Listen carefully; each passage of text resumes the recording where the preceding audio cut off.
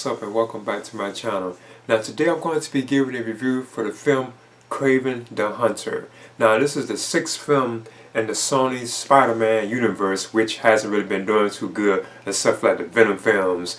Now this is apparently like the final film in the Sony Spider-Man universe too as well, because even this one hasn't been doing too well at the box office. But still, there was no question that I was going to be checking this particular film or not. So this is basically like an origin tale of Kraven the Hunter. So you get to see like the stuff that happened in his life that made him become like the hunter he did. Or you can even say like the villain that he did, because you know this is like a Spider-Man villain. And I thought Aaron Taylor Johnson was pretty good in his role as a Kraven the Hunter, or you could say a Sergey. Now this film is also directed by J.C. Shandor, or is it Kandor, if I'm not mistaken. And you also have like other actors and actresses like Russell Crowe is in the film. He plays Sergey's father, or you could say Kraven the Hunter's father. Because when the film does open, it does open with like Kraven like escaping from like a prison. But one of the things cool about it, he wasn't really in prison. He just went in prison to assassinate somebody because he has become like a hunter. So he goes into prison to take out this guy because he's already like a not like a bounty hunter, but he like hunts people down, you know. Yeah, he's like a vigilante who eliminates like criminals and stuff like that. So that's why he went into the prison to, like, to eliminate this criminal. He wasn't in there because he was in trouble. He just basically infiltrated the prison in that way. So I thought that was kind of cool. Even when he escaped, I thought that moment was pretty awesome. Because after that moment, it jumps back like 16 years ago, like when Kraven was still like a kid. And you know his real name is Sergey Kravenov. And him and his brother Dmitri, like that's like his brother.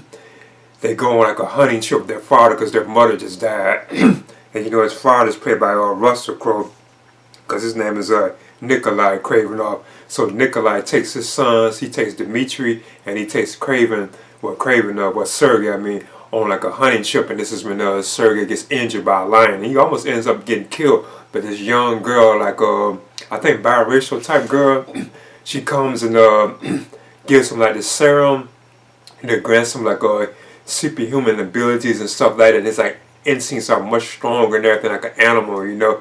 So he gets those kind of abilities, and that's how he, you know, it jumps like into the present day. Because at one point he even leaves his father, because his father even kills the lion that attacked him. Like he even cuts the head off. I mean, you don't really see it like it, but he has like the head up on the wall like a trophy, showing Kraven what Sergey that is the lion that attacked him. But Sergey gets upset about this, and he just flees away from like his home and his brother Dmitri, and he goes to like another country. I think like the place where his mother had, like something like that his mother actually had. He goes there and lives there for like I think like 16 years or something like that.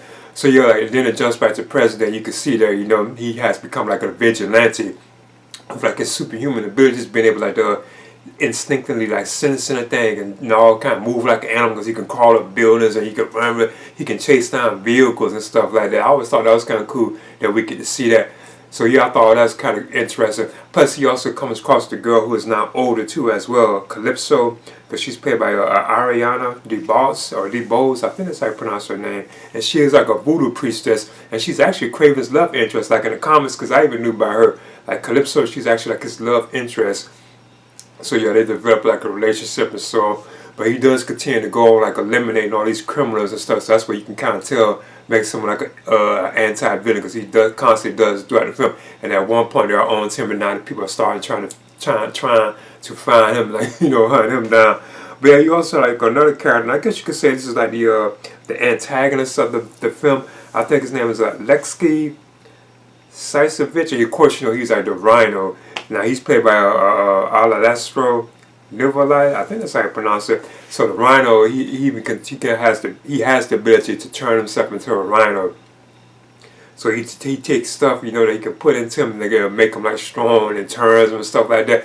Now I thought his performance was kind of like a letdown. Well, the guy I thought was pretty good in the role, but like the Rhino itself, you know, it doesn't really have that much screen time, and that's spoiler territory. It kind of shows up towards well at the end of the film.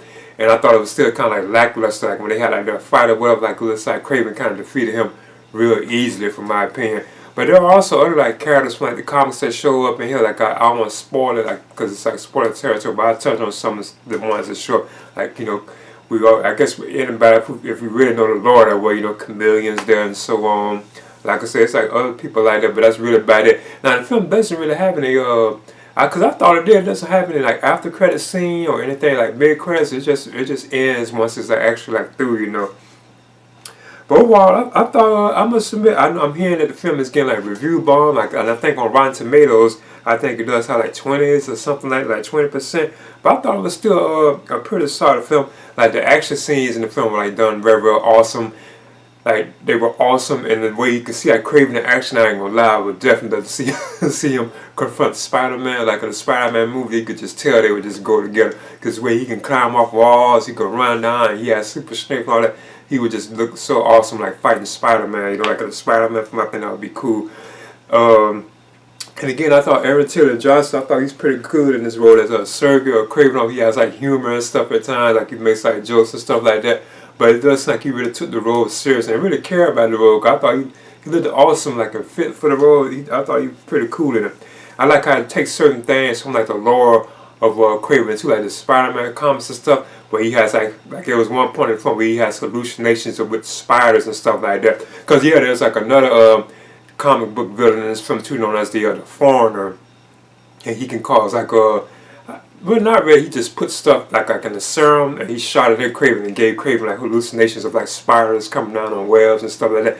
I could remember that happening like in one of like the Kraven stories I read in the comics, where he wasn't scared of them though. He was actually eating the spiders, but like they was all coming down around him and on him and stuff like that. So I thought that was kind of cool. They touched on like elements like that from like the comic book lore in the film. But I thought once we get to the second act of the film, I feel like that kind of dragged. It started really like slowing down, like the pacing of it and stuff like that. Even kind of once it got to the third act, but then it kind of lifted up again.